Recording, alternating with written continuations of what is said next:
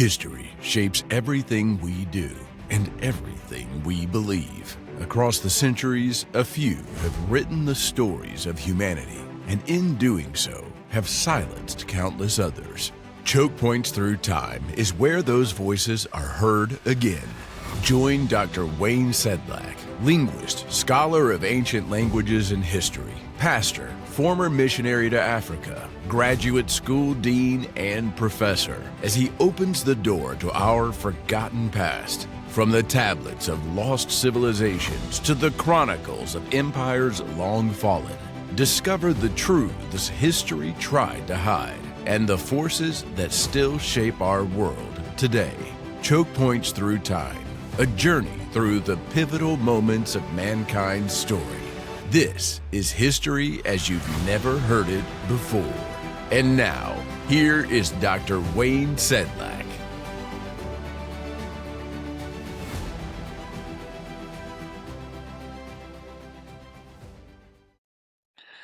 Well, again, I'd like to welcome you to yet another episode of Choke Points Through Time. This series, you can see by its title, Unlearning the Lies Taught in Schools, will involve quite a few different, shall we call them, myths that so many students have been taught. Now, that said, I'm going to begin with one that is currently taught in schools and was taught, in fact, it began to be taught when I was just getting out of high school.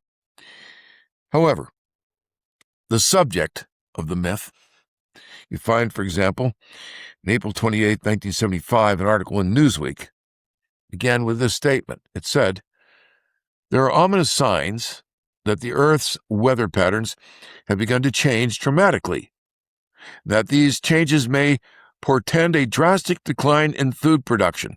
Now, I remember in college, and then, like I said, the tail end of high school, that suddenly this kind of thinking was all the rage. We're going to run out of food. There's too many people. And the weather patterns are, in fact, changing dramatically. That'll take away what food we do have.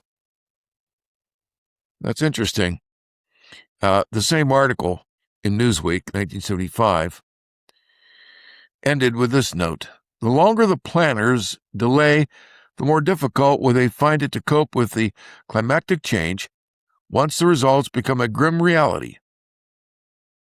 What planners? Planners. They're talking about centralized government. Every time these myths are perpetuated, we find that there is an agenda. Now, 30 years later,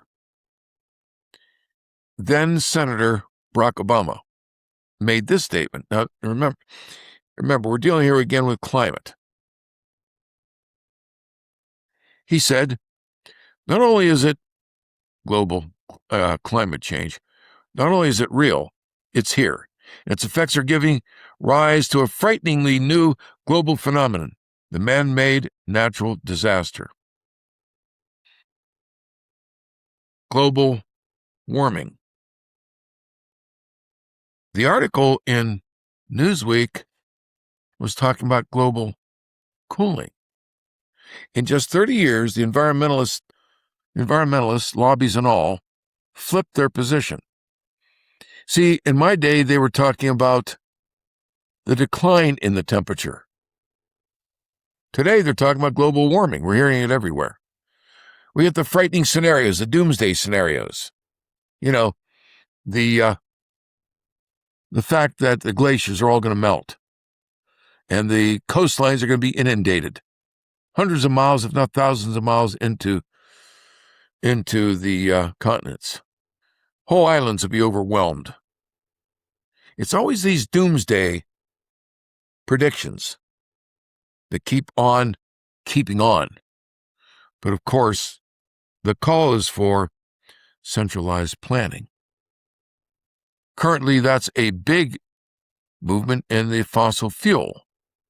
The cry against fossil fuels. Everybody's going to have to get electric cars by such and such a date. I've heard 2030, I've heard 2040, 2050. Fossil fuels are causing this global warming, we're told. But electric cars, of course, they're not going to give us the kind of problems. But wait a minute. These kinds of myths, the abrupt change, and then no reference to what was once being taught. Well, damage is being done to our schools, to the nature of truth itself, perpetuation of lies. Our economy keeps taking a hit. Have you noticed that, by the way? Whatever happens to us as a people in America, whatever the policy change is, something in America's economy takes a hit. More money. We need more money. Inflation takes off. COVID, the workforce, the supply chains are disrupted. The economy keeps on taking a hit because it is that same economy that is a single bulwark against tyranny in this country and the single bulwark against the rise of dictatorships, Red China's influence, Russia's influence, and others around the world. The Bible tells us that the rich man's fortress is his strong city. Now, should we make that our priority? Well, it is an important priority. It's not the priority of life. Christ and his kingdom are. But these myths, they keep on slam dunking our economy, or they damage more directly faith in Christ, which, by the way, in the long run, damages the economy. How so? Well, we'll explain someday, in the not too distant future, what the Weber thesis teaches about a productive generation of Christians. But for now, let's just deal with the myths. Some that attack the economy, or many, rather, and those that attack directly the spiritual foundations given to us by our forefathers in the scriptures. You know, there are many that laugh at the idea of Adam and Eve. Yet genetic testing of the Y chromosome and the mtDNA has confirmed that all people alive today are related to one man and one woman. Scientists call that, and they have a name for this. You know, they laugh over here, but over here they have a name for it. There's an original male that everybody is related to. They call that one man Y chromosome Adam. And the one woman they call mitochondrial Eve. Genetics and biology confirm the fact that God created male and female only a few thousand years ago. Now, the myth is that man began primitive. Now, wait a minute. The scriptures, on the other hand, teach that man has developed from a very highly a very high design. Mentally, man was a great achiever. Adam was a genius. Adam and Eve were a pinnacle of genius. How do we know that? Well, we do know these things. First of all, they spoke languages. Language is no small science to develop. You see that, for example, in the genius of our children. They appropriate language. They're made to appropriate language. That's in their genetics. Children study, infants study. Now they come up with their own language as they emit different sounds, but they study their parents and their siblings and those around them. And they pick it up within, for many, a year to two, maybe a little bit longer, but they're speaking pretty quickly. That's an advanced function of the human brain. Well, Adam and Eve learned languages, and they wrote. They wrote these things down. That too is an art. To structure a grammar, and a vocabulary to associate words with concepts. Write them down in order to publish them later to another generation. Is exactly what Adam and Eve did. You see, when Moses wrote the Pentateuch, Genesis 1 through 11 is comparatively sparse.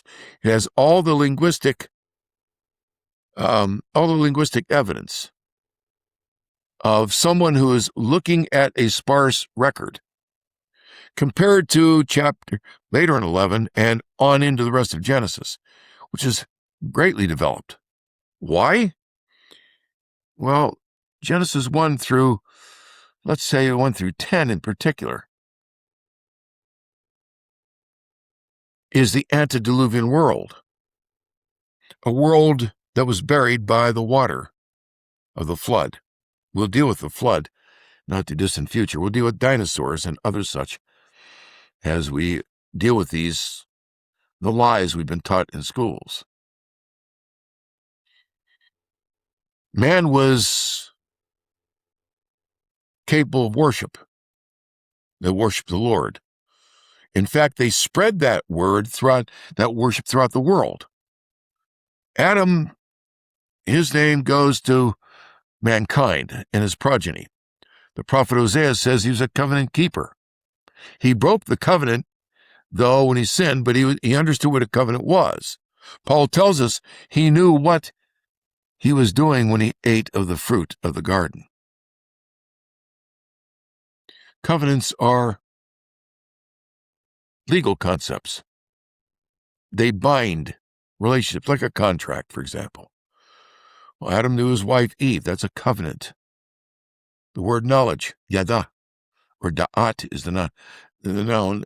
He knew her. They were intimate. They could express themselves sexually. They could express themselves in love. Adam could work the garden. Adam could name and categorize the animals. Christ, we're told, came to him in the garden to see what he would name the animals. He could categorize the animals and did so.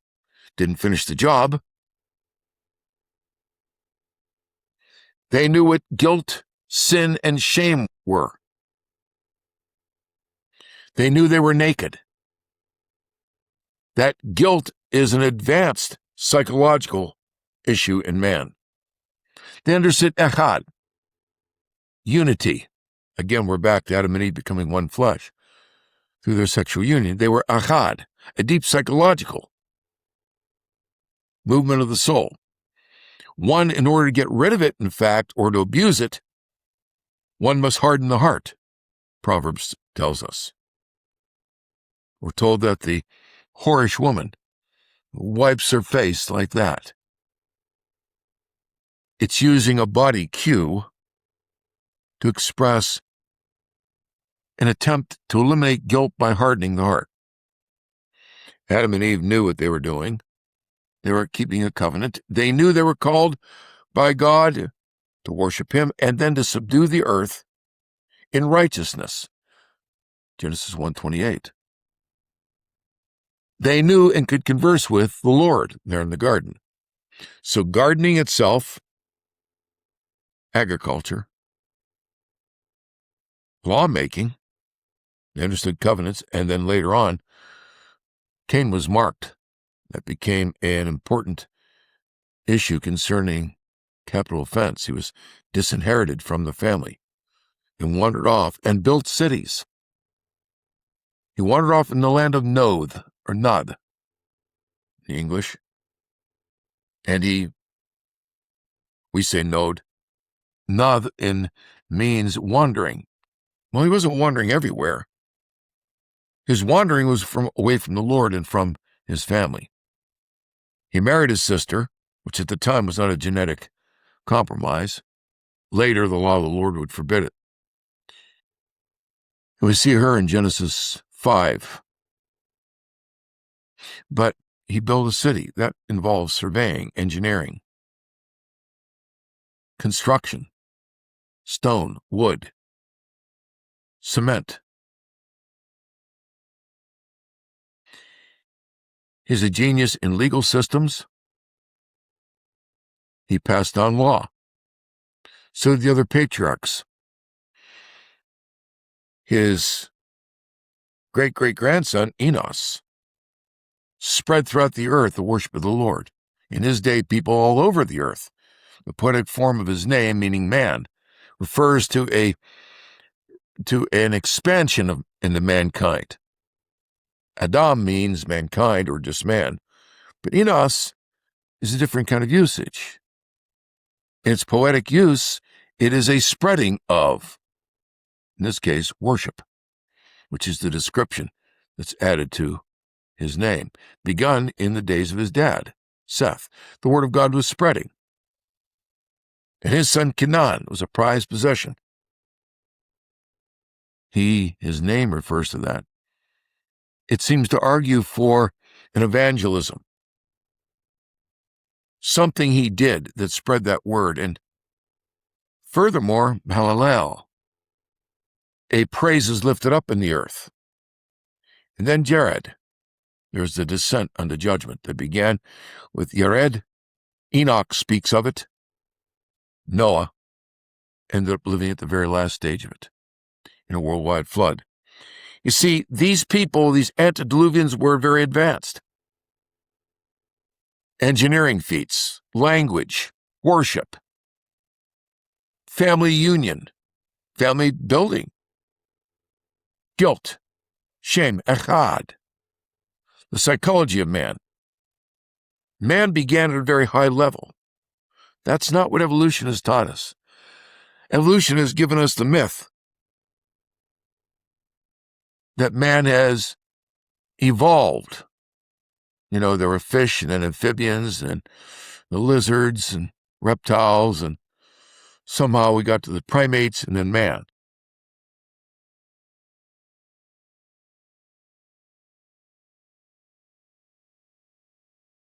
These are assumptions. In fact, evolution is not a scientific theory. It's not repeatable. Science is built upon going into a laboratory or conducting experiments somewhere, usually there, in which you can repeat and repeat and repeat.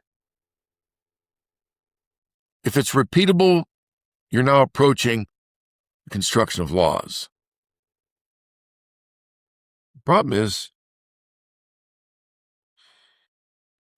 the second law of thermodynamics is taught at the graduate school level. Oftentimes engineers at the lower levels, but the second law of thermodynamics, entropy, means that things are getting more and more random. They're not building up here on the earth, they're deteriorating. Once had a fellow tell me, some time ago, I once had a fellow tell me that, well, you see, Wayne, yeah, entropy says it's not building up, it's going down, but trying to cling to his evolutionary theory, he said, but you know very well, Wayne, this is an open system, meaning planet Earth. That means that other factors could enter into and have an effect upon this evolution and this deteriorating system. My comeback to him was simple, it's twofold. Actually, what I said to him was, you know as well as I do that the open system simply makes the math much more complicated. And then I asked him, are you telling me that the law of thermodynamics is not at work in every system throughout the earth and beyond? Well, of course he couldn't say that. There's a scientific man defending non-scientific myths. He was stuck twice. He knew the math. He knew I knew the math.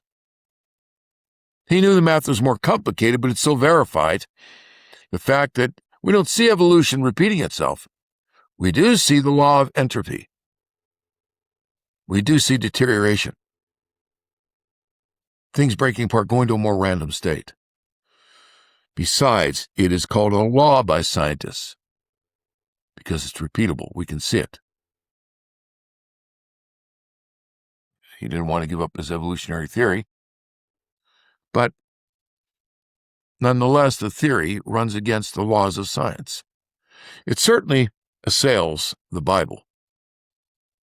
The idea that man was primitive and arose out of the slime over millions of years is contrary to what we see both in the fossil record and in the scriptures. Science doesn't allow for it. Entropy doesn't allow for it, and other scientific laws. Millions of years, that's a myth too. Finding carbon-14 in dinosaur bones and coal and diamonds is evidence that the Earth is only a few thousand years old. Because you see, carbon-14 can't last millions of years. They don't tell you that. Journalists don't know that, or if they do, they omit it. If dinosaur fossils were really millions of years old, all the soft tissue, and we've found, scientists have found soft tissue in dinosaur bones. They have found soft tissue in various dead, fossilized circumstances. Even the organic matter of the mosquito trapped inside amber that hardened. You recall the famous movies, great movie, Jurassic Park. And they began with, getting the genetic material out of the mosquito that was preserved in amber. Well, wait a minute. Movie aside for a moment. If the Earth were 10 million years old, or 20 or 40 million years old, the blood cells, the blood vessels, the bone cells, the carbon-14, and even the DNA, which is still being found inside dinosaur fossils, all of that would have rotted. It would have been gone. It's one thing, though, if you talk about several thousand years, because the materials preserving them can last that long, but carbon-14, for example, does not. But that's how they're dating these things. Radiometric dating is also a myth. Radiometric dating measures the radioactive elements in rock, but these tests don't measure the age of the rock. They want you to believe they do. Oh, we found that this rock is because we carry out the radiometric dating on elements of that rock. Wait a minute. When scientists use these tests on new rocks, like the lava from Hawaiian volcanoes or Mount St. Helens, the tests say the rocks are millions of years old. But the rocks were formed by the lava. We see the eruptions. We photograph them. It hardens into rocks. And those same tests are telling us that they're millions of years old. Well, no, they're not. We watch the rocks form, even see it on television. Clearly does not show that radiometric dating works or is accurate. There are different dating tests that perform different dates on the same rocks. Believers in evolution will pick the test. I know I had a friend who's a scientist. He was an evolutionary scientist. He worked in research in the field. He brought in these theories at least into his purview, his use. He later became a Christian. The point was, he said, he knew what he was doing at the time. They picked the date that best fit their conclusions. Does that mean they're hypocrites? Not necessarily.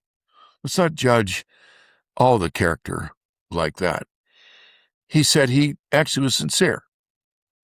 They're aware that they can get different dates, but they figure they conduct enough tests, they'll find the right date. So they would choose the date.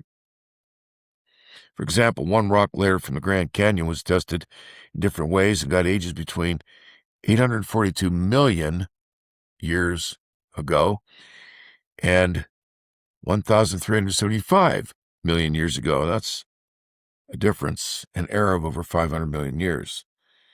Anybody who deals with experimental error knows you can't have that. Experimental error is not tagged on as a formality. It's giving you, for example, if you say, this is my conclusion plus or minus 2%, means you're telling whoever evaluates this to accept your reasoning and your measurements within a buffer surrounding it of plus or minus 2%. But 500 years? You're talking about 40% or so? Plus or minus 40%? And it's not even minus, it's just a 40% difference or so. That's way off. That's not good science. They'll tell us, for example, that the dinosaurs were destroyed by some asteroid. Most dinosaurs we find were drowned, and the scriptures tell us that the animals of the earth were drowned in a worldwide flood in the days of Noah. Dinosaur fossils buried a mile above sea level in mud and sand, often hundreds of feet thick. They're found with mammals, birds, fish, clams, because they all lived at the same time, were buried in the swirling masses of the floods. We find herds of dinosaurs. A lot of the smaller ones are herding together, but many mingling, different kinds of species mingling, because they're in a panic. The floodwaters are erupting. It wasn't just, by the way, through rain. Through geysers, the fountains of the great deep were broken open. Tsunamis, volcanic and tectonic movements. The earth was dashed in a matter of minutes, and these animals were frightened. They had but seconds. They may have lasted a few minutes. We find them swirled together in mass graves, bones of animals that normally would not be together, much less in herds. You don't hear about that, do you? Those are not issues brought up in the scientific world. Selection is part of interpretation. What you select or what you select out, what you pull out of the thinking, is a form of interpretation as well. In 1859, Charles Darwin suggested life could arise from, quote, simple organic molecules in a warm little pond. When he said that, rather inane, lacking scientific verifiability, he didn't realize what we now see under the microscope. The concept of a simple cell was his misconception, as all life is irreducibly complex. A single cell, in the words of one scientist, sitting there amazed looking through his microscope, writing about it later, the single cell he was observing under the microscope, he said, was more intricate than a city. It had its own, quote, nanoscale power plants, has its own factories, for example, mitochondria factories for energy, has its own waste disposal system. Now, these cells have their own production, their own factories. They manufacture, they do things, they create product, send it out in the bloodstream. That's why they're there, in fact, often. They have their own power plants, their own factories, their own waste disposal. If they didn't get rid of their own waste, they'd die.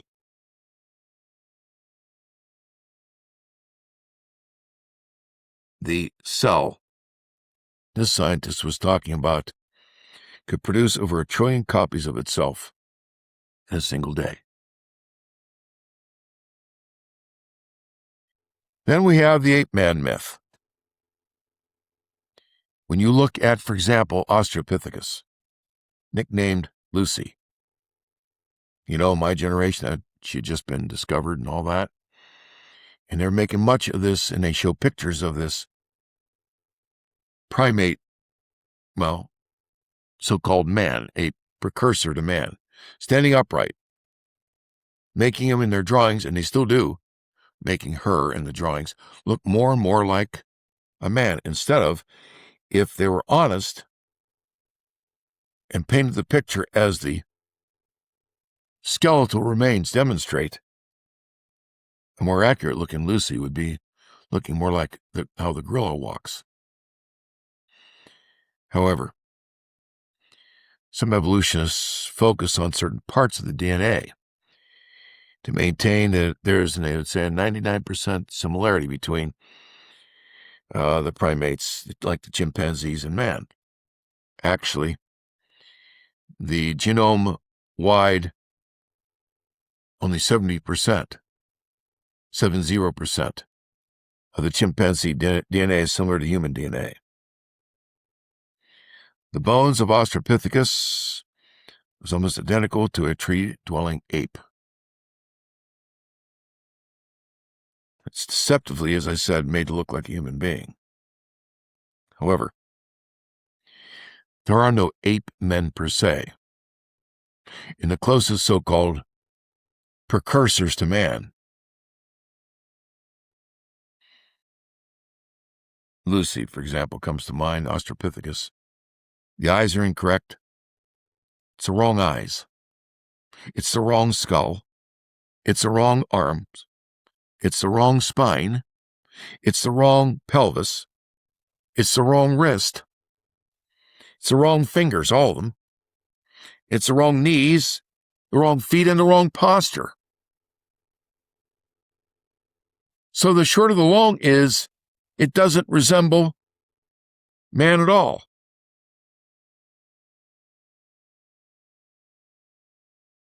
But they don't tell our kids these things.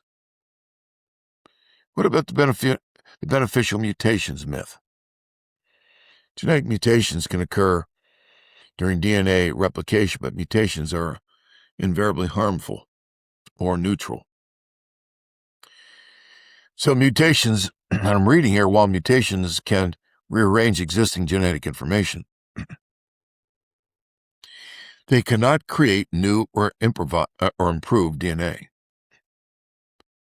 Information in the DNA is far more complicated than any computer operating system. And every program requires a programmer.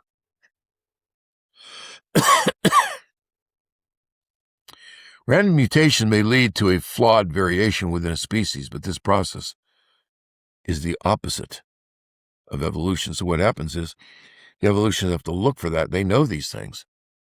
They'll look for these changes. Then they'll wrap a new kind of environment around the so-called developed mutation.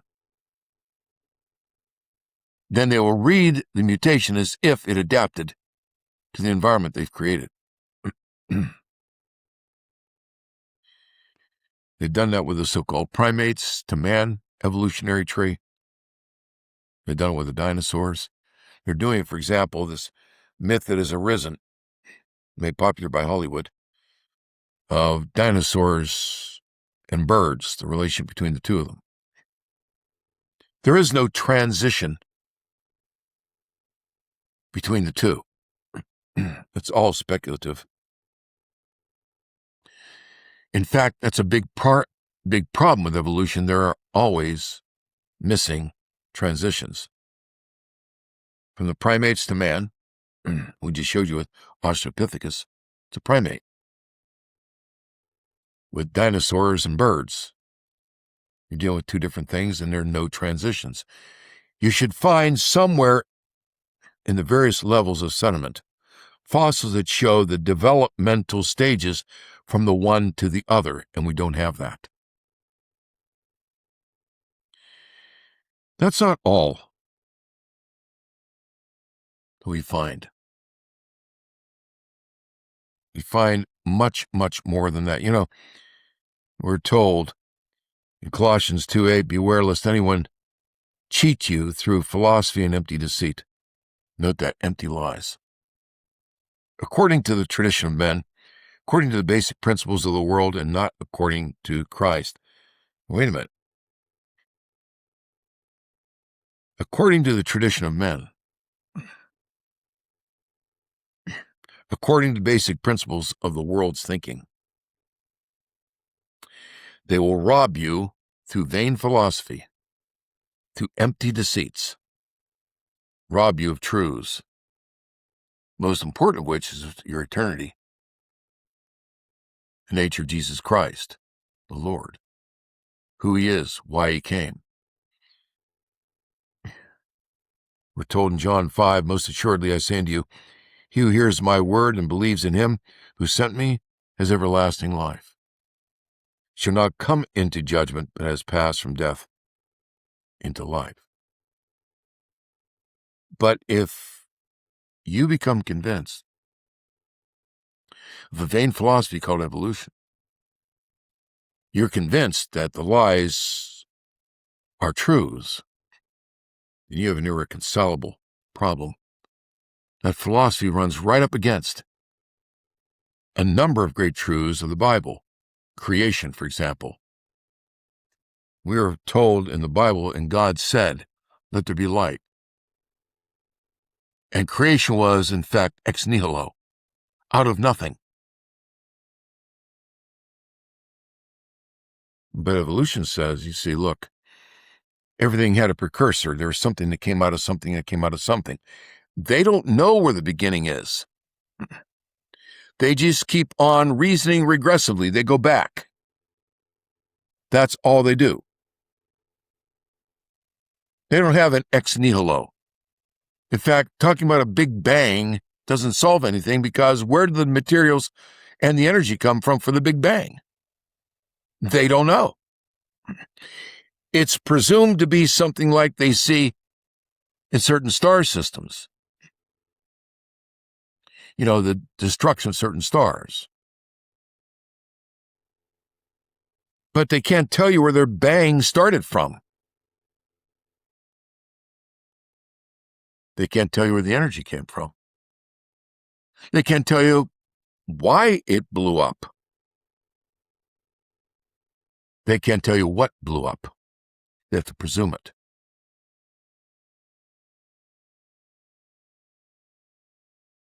We mentioned the dinosaurs earlier on. We'll deal with them at greater length. In fact, it's a very serious problem to evolution, and it's a wonderful series of defenses. And more than that, it becomes a whole branch in itself. The whole issue of dinosaurs has become a wonderful testimony to the truths of Scripture. I mean, yes, it's true. We know that the Bible refers to Behemoth in Job 40. We see Behemoth, the word in the Hebrew that means a great animal, no doubt. He's got a belly, a huge belly, and he's got a large, long tail. And that tail has a thickness the size of a tree trunk, like the cedars of Lebanon. That's a massive tail thickness. Probably talking about Diplodocus or Brachiosaurus, Barosaurus, some of the sauropods, those long neck, big belly, long tail, gigantic legs.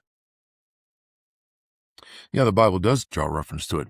The King James didn't know what to do with that because they didn't know what a dinosaur was. And the Bible does speak about Leviathan. Job 41, a large sea monster called Leviathan. It's probably the Mesosaurus, or at least that family of dinosaurs that swam in the waters. The Mosasaurus is a monster of a skeleton. You see that in museums.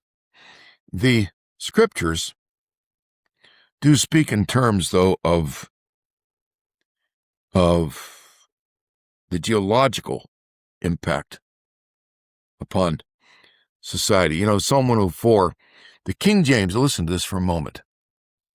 The King James writes it as such. They go up by the mountains, they go down by the valleys, unto the place which thou hast founded for them. They go up by the mountains, they go down by the valleys. Wrong. Wrong translation. You see, the translator or translators just couldn't believe what the Hebrew said. The Hebrew said the mountains rose, the valleys fell into the place which I was founded for them. They added the pronouns. They added the pronouns and made it to be, they go up by the mountains. No, the mountains rose. They took the subject mountains and they made it to follow the verb, the verbal. They added a pronoun, they go up. They did it twice. They go up the mountain, they go down the valleys. No, it's the mountains that rose and the valleys fell. That's what the Hebrew says. It's the bad translation. In their favor, or to their credit, you might say, they couldn't imagine mountains is suddenly rising. We'll deal with that on a program in the not too distant future. You see, as mountains rise through the earth, if you were to take your finger and squeeze, just squeeze as you try and push it through, but squeeze it hard, you're going to get some friction there. It's going to get a little hot. The mountains that arose during the flood, massive amounts of geological activity underneath the crust, sending mountains like the Himalayas, the Rockies, the Andes, the Pyrenees, sending them up and through, suddenly rising. That's why you end up with seashells at the top of mountains. You see, it was all underwater, and when the mountains exploded through, the new mountain formations took with it that which is on the floor. The animals that were the sea animals and the seashells. I remember going out to the Rockies back in the 1980s and had a field day. Go almost anywhere and buy seashells, fossilized seashells. They're at the top of the Rockies or throughout the Rockies. You get them at the time for, 50 cents a piece, or now you go up there, they've been picked clean, and so now you're paying $10, $15 per or more. You see, you're dealing with catastrophism. The flood was a catastrophe, but with it came, of course, the massive rains, the geysers that blew miles into the air. The earthquakes that formed tsunamis that would rise several thousand feet, perhaps. The volcanic eruptions. Yellowstone is a crater, an ancient volcano. Yellowstone Park. One large caldera. And there are a number of them in that area. And when that went off, why, the ash from that one caldera, let alone the rest of them, swept all the way to Europe. The lava, the Midwest, and India's Deccan Peninsula, that peninsula that distinguishes India, were formed by a lava flow. Our Midwest was formed by a lava flow. These calderas were so great.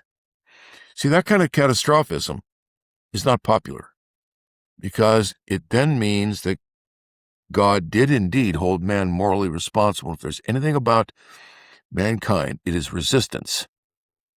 Men and women's resistance to having their sins identified. The need for an atonement.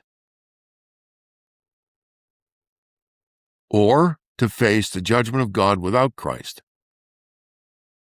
And the most offensive of all of it, an eternal hell that awaits those that refuse Christ. And so we're told the devil that deceived the nations